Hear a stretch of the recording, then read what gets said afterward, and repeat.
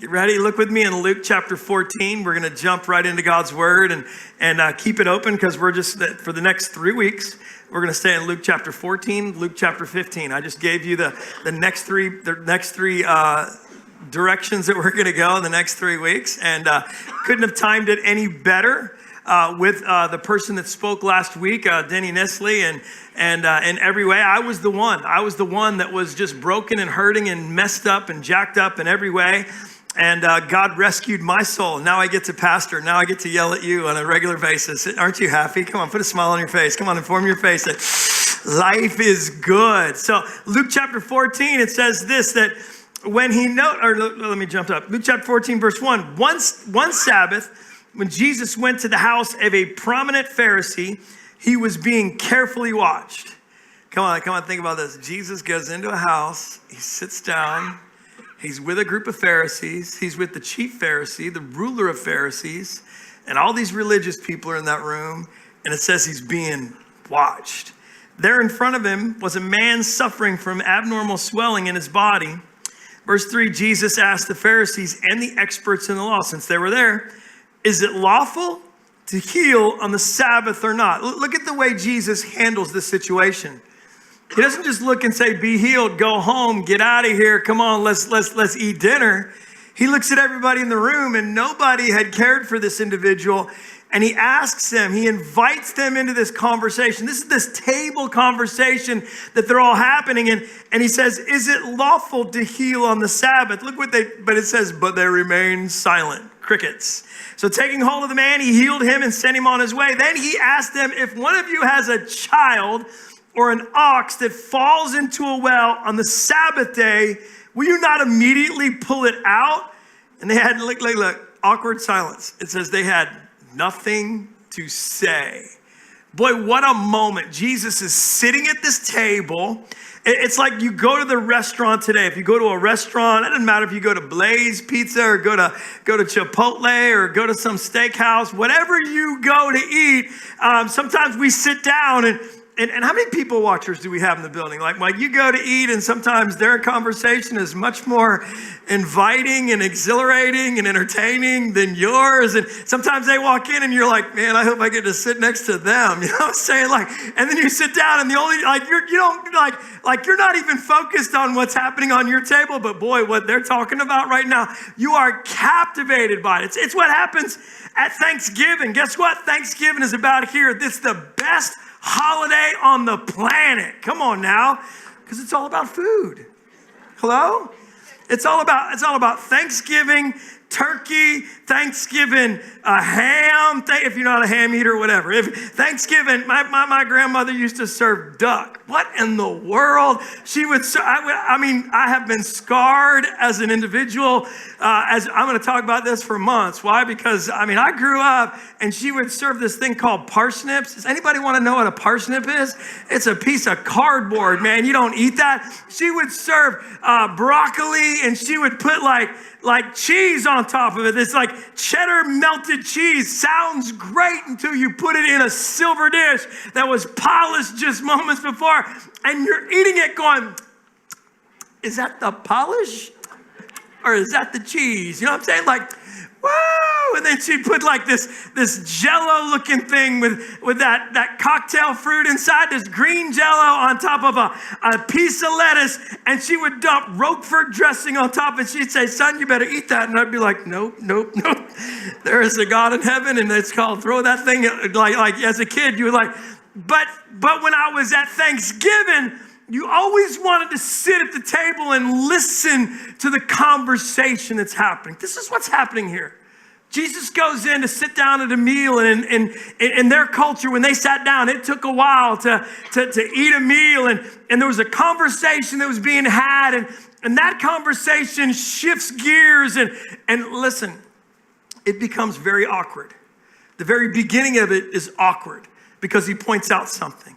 And it becomes even more awkward. You ever been at a Thanksgiving family meal and everything, and someone brings something up, and you're like, crickets. And nobody knows what to say until somebody says something to try to rescue the conversation. This is what we're looking at. This is what's happening in the story. It says Jesus is being watched. And when he's being watched, It's what people see that creates the opinion that they have. So when we realize this, when we walk out of this building, faith is much more than the 90 minutes that you have in a building. Understand this. Your faith has more to do with what happens outside these doors than what happens inside these doors. Because inside these doors, it's a controlled environment. We invite the presence of God. How many are thankful that you can feel the presence of God in this building? Come on now. So it's like in a controlled place, but out there, I mean, chaos. When you walk out them doors, it's on like Donkey Kong. Sometimes you got to face the craziest things. You got to face chaos. You got to face your boss. Sometimes you got to face your wife. Hello, come on, I smile a little bit. I got you. And you got to face different things. And it's during those struggles that your faith becomes that much more real. And this is what we've got to look at and realize that the people around us, when they're watching us, and there's always somebody watching us, may they see that we are the church, because people form their opinions by listening and watching what we do as a church. That's why we refuse not to love on our community. We are going to love on this community. We are going to throw the biggest party at the fall festival. That's why we want you to bring some candy. Come on now, throw me that thing of candy. Hello? I saw people, one guy walked in with a huge bag this morning and dumped it in the thing. Why do you give out candy? Because your kids need some more chocolate in them. I don't know. It's just one of those things. And I just believe that when we invite the lost on this property, it's not about entertaining them. It's not about feeding them. It's about you running into them. And when they run into joy, when they run into peace, and when they run into the church, hello, that's when they realize, wait a minute, this place is a little bit different. I feel something different here. It feels like home. It feels inviting. It feels like somebody truly, really cares about my life. See, that's why we do that. That's why we do the food drives. That's why we're going to continue to love on our community, because we want to form the opinion that the church is alive. How many know the church is alive? Come on, is the church alive today?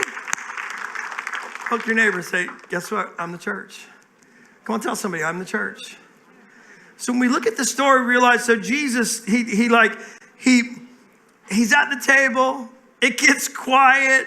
And then it says this, look with me in verse 7. Let's just walk through the story. Verse 7, it says, when he noticed how the guests picked the places of honor at the table, he told them this parable.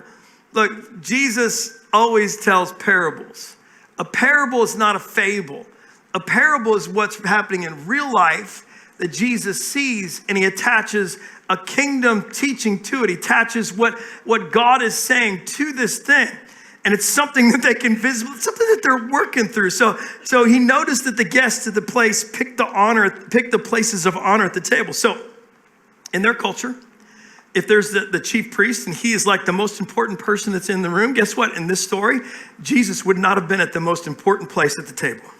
This guy's at the most important place. Everybody else kind of filtered in and they said, I belong next to him. I want the best seat. I'm going to get next to him. So Jesus sees what's taking place in the room and he addresses it, and it gets extremely awkward again. So he says this, he tells his parable. When someone invites you to a wedding feast, do not take the place of honor, for a person who more distinguished than you may have been invited.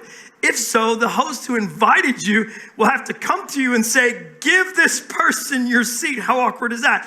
Then humiliated, you'll have to take the least important place. But when you are invited, take the lowest place, so that when your host comes and he will say to you, friend, move up to a better place. Then you will be honored in the presence of all the other guests. For all those who exalt themselves will be humbled, and those who humble themselves will be exalted. It gets quiet. Jesus points out this religious group of people. They're self-absorbed. He points out their narcissistic behavior. He points out the fact that they're so self-centered. Narcissism, if you don't, do you know, like narcissism is self-centered personality style characterized as having an excessive preoccupation with oneself and one's own needs, and often expenses. Like think about this. We live in a world that's so narcissistic. We live in a world that points to self-value, self-interest. There are more self-help videos out there to try to make you better at what you are and what you do, rather than Jesus saying, hey, just be humble in this thing. Just choose humility and watch God show up and elevate you. So he speaks to what they're concerned about. You know what they're concerned about? They're concerned about having the best seat. I don't know about you, but good seats are important. When I go to a sporting event, if I buy tickets to a baseball game, I'll look at 2 or 3 different apps and I'll try to find the best seat. You know, the best seat is not in the nosebleed seats. Hello? It's not in the third deck way up there in the sky and everything, because those people could care less about the game. They're not even in the game. They're into the hot dogs. They're into the peanuts. They're into whatever's happening. They're into people watching in the stadium. They're into yelling at each other up there. But then when you get down to the field level seats, when the price keeps getting higher and higher, people are like zoned in, clued in. Everything that happens, they start yelling at the pitcher, yelling at the ump, yelling at whatever. They're totally clued in. But the value of the seat is based on the proximity to the field. I don't know about you, but I honestly believe that in any place that the best seats are right up front. Whew, and they're empty today. Come on now. Can I just let it sit there? I'm trying to get under your skin a little bit. Come on now. Like we ought to be like, no, I'm going to sit as close to the front as possible. Hello? Not because like some of you sit in the back because you like watching people that are in front of you and everything. That's okay. But I just know that the closer we get to the action, the closer we get, the more we're like, okay, God, I really like, we lean it. Come on, lean into it. God's got so much more in store for us. But the moment that we realize that it's not about us, is the moment that we realize that he's the one who puts value in us. So don't get caught up looking for a seat, looking for what's in it for you. Get caught up in the fact that God's got so much more. Start seeing Jesus. Boy, I got one person to move, like right in the middle. Come on, can you give it up for her? Hey, she's like literally, hey. Some of you are like, man, I just feel convicted for sitting in the back. Don't worry about it. We got no cameras back there. Here we go. So like think of this, like when it comes to Thanksgiving. When you go to Thanksgiving, in your family, do they still have this thing called the kids' table? Like they have this adult table, and then they have this other table. Growing up, I was like, man, why you gotta put us over there? Like we out of sight, out of mind, or we just over there because we make a whole lot of mess, or like we can't be involved in the conversation of what's happening. Like you want us over there. The moment that I got to go and sit at the adult table is the moment I realized, man, all they want to do is talk about politics and complain about bunions and the weather and stuff that don't matter. Come on, let's go over here and let's talk about the food and all these different things. And we get so like, we throw food at each other. Like, I don't like that. You don't like that. How do we get rid of that? You know what I'm saying? Like someone puts something on your plate and you're like, woo, not eating that today. But we just get like, we have a good time and they're over there and the first time you're there, like, it's so pious sometimes. The adult table. Anybody with me? Come on, am I just venting? Okay. So when we realize that it's really about the conversation that we have at the table, that's what matters. So if you're at that adult table and somebody like says something, you know, like there's a line you cross in a conversation and everyone kind of gasps like, ooh, they said the obvious, you know what I'm saying? Like about the uncle that entered the room. Like I would go to Jenny's grandparents' house, and there was this guy that would show up, and they called him Uncle Phil. I'm like, I don't even think he was a family member, but he would come in half drunk, and I'm like, they'd laugh and everything. He'd come in, and I'm like, what is wrong with this? I wanted to like point out that you wouldn't say what was obvious. You ever been there? Like you don't say what's obvious because if you say what's obvious, silence. And then there's somebody that tries to rescue the conversation. Here's what happens. Jesus, he's sitting there, and he tells this parable about how everybody's picking, and it's awkward silence. The tension's palpable, and then one guy speaks up. This is the guy I want to be. One guy speaks up and he says this: "Blessed is the one who will eat at the feast of the kingdom of God." Blessed is the one who will eat at the feast of the kingdom of God. He is like, hey, we're at the feast, like he's pointing at the food. Everybody else is talking about, Jesus is talking about seats. Nobody wants to talk about what's obvious. This guy says, blessed is he. He brings heaven into the picture. See, and Revelation chapter 19, it says, write this, blessed are those who are invited to the wedding supper of the Lamb. In the midst of that awkward situation, one guy, my prayer for you is that you'd be that person, that you would invite heaven into the conversation. That when the conversation gets awkward, say, hey, what it would be like, man, one day, boy, I can't wait to get to heaven. I wonder what we're gonna eat at heaven. Because the Bible says there's a marriage supper of the Lamb. The Bible says that there's a great banquet. Jesus starts describing it in a moment, but I wonder what's gonna, wait, you talk about silence in the midst of it, but it changes. This guy resurrects, or he rescues the tension that's in the room. May we be the people that rescued. So Jesus takes this guy's cue that says, blessed are they which do eat at the banquet in heaven.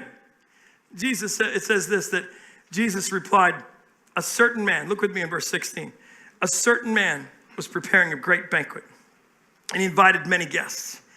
At the time of the banquet, he sent out his servants to tell those who had been invited, come, everything is now ready. So in their culture, they would send out an invitation, and you would mark down the date. It's almost like that RSVP thing that couples do now. They're like, save the date because it's like 12 years from now and they want you to put it on the fridge. So whatever, it's a ways away. But in their culture, they would send this invitation. You would accept the invitation. You knew that you were going to the invitation and it was put down and you were showing up. So, but then there was a second one that went out and said, everything's ready, come. Because it took time for them to have this banquet. He said, hey, everything's ready, come. But they all alike began to make excuses. The first said, I just bought a field. I must go see it. Please excuse me. Now, culturally, this is not what you do, okay? Culturally, in their culture, you don't make excuses. When you say you're gonna go, you go. But this person says, I bought a field. I need to go see it. Please excuse me. Another said, I bought 5 yoke of oxen. I'm on my way to try them out. Please excuse me. Still another said, I just got married. Hello, marriage. So I can't come. What happened? The invitation to the banquet went out, but all they got back was excuses, excuses, excuses. What excuse is big enough or good enough to miss heaven? What excuse is big enough or good enough to not look for the one? What excuse is big enough or good enough not to serve and look and pray and say, how can I reach the one? I mean, excuses. How many are good at making excuses? Wave at me. How many know somebody's good at making excuses? You can point at the person next to you. There you go. I asked a group of gentlemen that are in my circle. I sent out a text last night. I said, hey, I need some good enough excuses to not go somewhere. What do you think they are? What do you think they came up with? I just laughed. I just thought, okay, this is funny. So one of the top ones was, my kids have, and then you insert the activity. Ever use your kids? My kids have. You got something, right? Yeah, they got something. They're always got something. Hello? Like I can't come because my kids have, you insert the activity. Or better yet, like yesterday I was in St. Cloud, which is West Orlando, and I was going to a wedding. My nephew got married yesterday, and I thank God he got married. I haven't seen him so happy in all my life, but the wedding was planned in an outdoor venue in a state park on the marsh with this like overhang thing, and they're like, we're going through, it's gonna happen. And I'm like, bro, don't you know? I told my older brother, he was married. I'm like, don't you know there's like this hurricane coming through this week? Like it's gonna go right through Orlando, like right through that place. And then I got the text and they're like, well, the venue is not usable, but we are still having a wedding. And we went to this VFW in St. Cloud and had a beautiful time together. But don't you know that in my head, I was thinking, man, the greatest excuse on the planet is Milton. Milton is a great excuse. Did anybody else use Milton as an excuse? Like, oh, a hurricane's coming. I can't. Oh, it's coming. Now people are like, Nadine is on the way. Nadine is, I don't even know who Nadine is, but somebody told me that, hey, Nadine's coming. I was like, I don't even like the name Nadine. If you got your name's Nadine, like forget it. But just don't hear this. But when it comes to storms, I'm not preparing my life based on, it's just an excuse. Everyone say excuse. Excuses. Here's a good one. Let me check with my wife. Ever use that? Let me check with my wife. And then you text back, you go, my wife said no. I'm going to use that one. My wife said no. Let me check with my wife. Okay, my wife said no. Some of you are like, my husband, he said no, we're busy. Okay, it's an excuse. Or how about this one? I have to be up early tomorrow. One of our guys said, I have to be up early tomorrow. I'm thinking, okay, early's relative nowadays. There's a certain generation, early is like 11 o'clock in the morning. Hello? Like early. This service starts at 11. Most of us come at about 11:30, but I know it's the early service. I'm getting under your skin again, okay? So what's early? It's relative. Like 4 o'clock in the morning, that's early. You know, like tomorrow they're leaving at 7 o'clock in the morning. That's kind of early, you know what I'm saying? Like I got up at 5:30 this morning, you know, like I went to bed at a good time, but early is relative. Sometimes we use certain things like just what? It's an excuse. Let me just say this. Hope begins where excuses end. Hope begins where excuses end. So if we want to bring hope to the one, if we want to reach the one, then our excuses have to end. Our love cannot have an end. We have to start somewhere. We have to look for the one, reach the one, invite the one, ask the one to come sit with you. Realize that I'm not inviting someone to church. I'm inviting them to heaven. And let that change your perspective. Like, I'm inviting them to eternity. I'm inviting them to have the greatest amount of joy that you could ever have on this planet, and it's joy in Jesus. How many know Jesus, loving him, serving him is joyful? Come on now. So let's read on. Here's what happens. The servant came back and reported. Worship team, you can come. Servant came back and reported this to the master. So all these people had these excuses. Listen. When you start loving on people, like we saw the story last week that unfolded, and the gentleman was like belligerent about faith, like standoffish in a huge way. Let's just say he was an angry old man, okay? And he was very verbal about his denial of even coming near him. When they told me the whole story, I was like, man, I'd probably respond the same way if the church treated me the way they treated him when he was a kid. And I'm thinking like our goal is not to allow the excuse that somebody else has to be the end all. Our goal is to keep loving, keep inviting, keep encouraging, keep smiling. Come on, notify your face. Go ahead, smile a little bit. It's good. You know what I'm saying?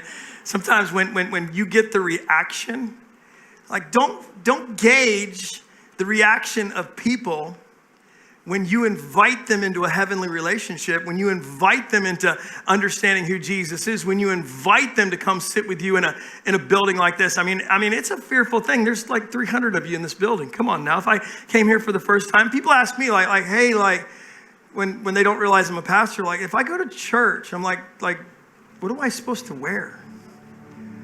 I'm like, well, dress like me. I wear jeans. I wear tennis shoes. My group texted with a group of guys that one of their sons says, today I want to dress like Pastor Al. So he put on a t-shirt, you know what I'm saying? Like a cream colored t-shirt, jeans, and he had white tennis shoes on. He said, I look like Pastor Al, you know what I'm saying? I'm like, boy, that's flattery. Hello?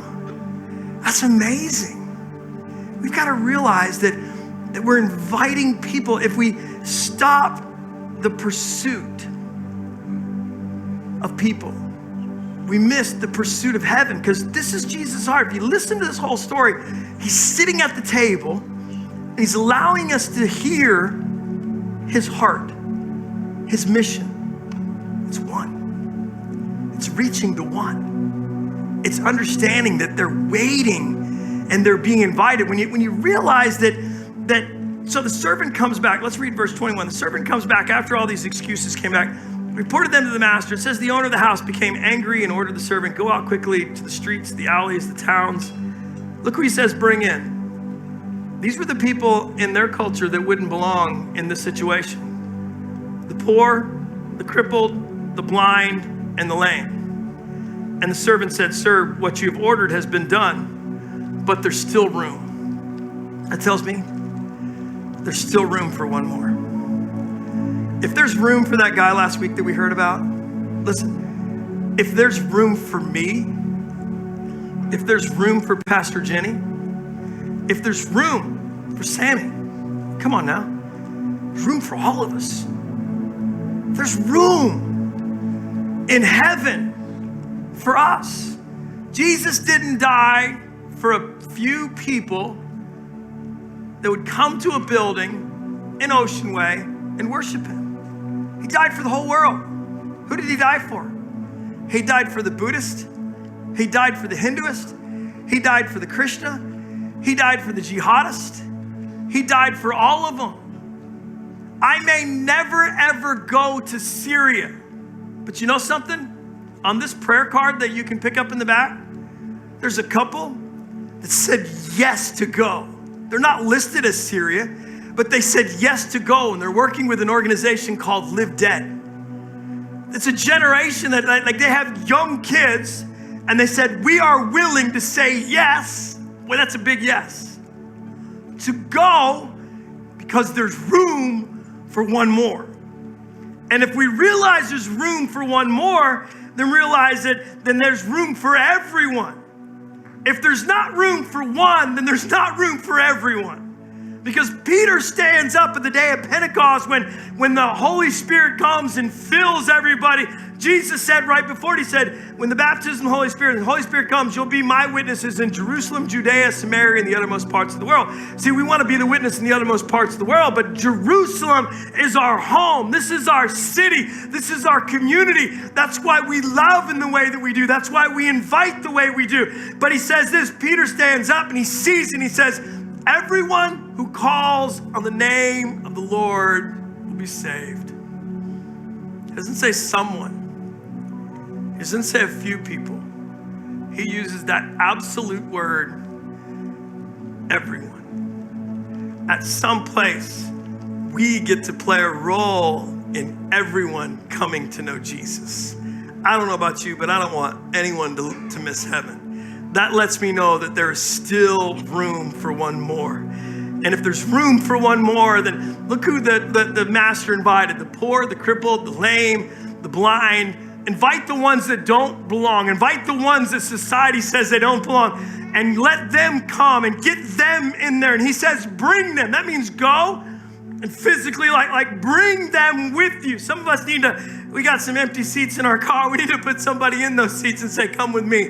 Man, we're going to go to a place that's life-giving. Watch God do something in your life. And then when he does that, look what it says. It says the master tells the servant, verse 23, go out into the roads and the country lanes and compel them to come. Why? So that my house will be full. You know what that tells us? Jesus wants his house full. He wants us to fill the house.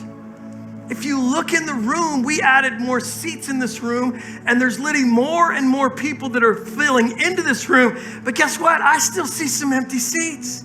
I still see some places where souls can come in, and when we start compelling them and saying, you gotta come, this is where you belong. This is a place where you can find home, because everyone that calls on the name of the Lord will be saved. Jesus didn't come for somebody, he came for everybody. And right before he left, he said, go.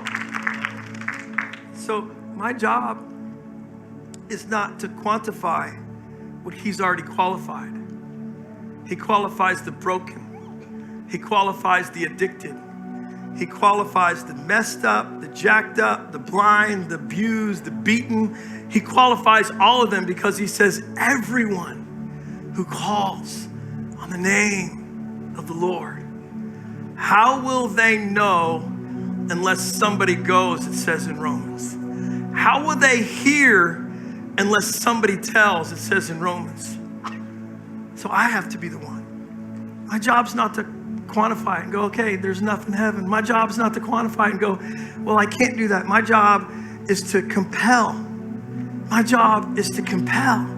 Look at your neighbor and say, your job is to compel. Because when we take this message that's been given to us, this grace that's been given to us, a gentleman this morning that was in the party with the pastors, his wife is a quadriplegic. He takes care of her day in and day out. He is an emotional wreck, but he came here today while she was online. He came because I need to be around life-giving people. We baptized her a couple weeks ago. I'm thinking, he's looking at me going, he goes, it's only by the grace of God that I understand this. And I hope we all get this. We get to tell people. We get to invite people. We get to compel people. Understand this, that person may never walk into this building, but when we share the love of Jesus, heaven gets brighter. When we share his love, they form an opinion about the church, about heaven, about what God can do. Yeah, they might walk in this. They may take every seat in this building, and we may have to add 2 or 3 services or more seats up front. Whatever it takes. The goal is to make heaven more populated.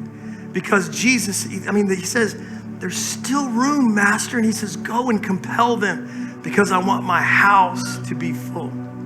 So there's two types of people in the room today that I see. I wrote this down. There's a person in this room that you need to be compelled. Somebody brought you to this place. And this is real. Like this is speaking like in your backyard. You're like, man, somebody dragged me here today. I have no idea why I came, but man, I am that one. And then there's that other group. And we just need to see the one. We need to ask God, who is the one? Who is the one? Who is the one at my workplace? Who is the one in my neighborhood? Who is the one at the grocery store? Who is the one that I see on a regular basis, but I haven't recognized that God, you want me to compel that one. 2 people. Maybe you're here today and you're like, Pastor, I really want to follow Jesus now. Man, I want to sit at the grand banquet that Jesus is talking about. Now remember, look at the context. He's sitting at a table. He's enjoying meal with the leader of the Pharisees, which is a religious sect, with all the scribes. They're all there. He invites them into this conversation. Here's why. They like religious experiences. They love religious rules, but they have no vision for the people that live near them. And he wants them to see that there's one that they're missing. May we not miss the one. Let this encourage you. Don't let this like push you away. Let this encourage you. Like, Lord, help me this week. Help me in the next 3 months to pray more for the one than I've ever prayed before. To really compel the one that you reveal to me, that there's a place in heaven for them, that they belong there too. They may be that Charlie, that crotchety old man that lives across the street from you, and you get to bring them a meal, you get to check on them, you get to invite them and let them know that, hey, there's a God in heaven, regardless of how they respond, that cares about their soul. Let's pray around that today. Jesus, Lord, thank you. Thank you. Today, Lord, you can help us to see the one. God, help us to be people that go and make disciples of all nations, because your word says that you will be with us even to the ends of the age. Today, Jesus, there's somebody in this room that is the one that needs to give their life to you, Jesus. Today, I invite them into that relationship. If you're here today and say, Pastor, pray for me, I'm gonna pray with you right where you're sitting. You don't have to move. The only thing I'm gonna ask you to do is wave at me when I say 3. I'm just gonna count to 3, wave at me. What you're saying is, when you wave, you're saying, Pastor, pray for me. From this day forward, I wanna follow Jesus. I'm away from him. But in this moment, I realize that I need him. If that's you, when I wave, you ready? When I say 3, just wave at me. Ready? 1. All across the building. 2. 3, wave at Pastor. That's me, Pastor. Pray for me. Thank you. Thank you. I see it. There you go. Anyone else? You'd say, Pastor, that's me. I'll make sure I miss anybody. I see it. Yeah, I see it. Thank you. Yeah, I see it. That's good. So pray the simple prayer right where you're sitting. We'll all pray together. Host, you can come. Jesus, say that with me. Jesus, I need a Savior. I need you. You died for my sins. So please forgive me of all my sins. And from this day on, I say yes to following you. My life is new because you live in me. In Jesus' name, amen. Come on, let's celebrate it together. What an incredible Sunday here at Ocean Way Church. We hope that you were challenged just as much as we were. Listen, if you made a decision to follow Jesus today, we would love to take that next step with you. If you text the words "my decision" to the number on the screen, we will reach out to you, pray with you, and talk to you about your next steps in your walk with the Lord. We also want to thank you so much for your continued generosity to the church. There are 5 different ways to give, and you can find out what those are by texting "give" to the number on the screen. Now listen, I know that the online experience is incredible, but there is nothing like being in the house. So we hope to see you here next week at 9 a.m. or 11 a.m. Have a great week.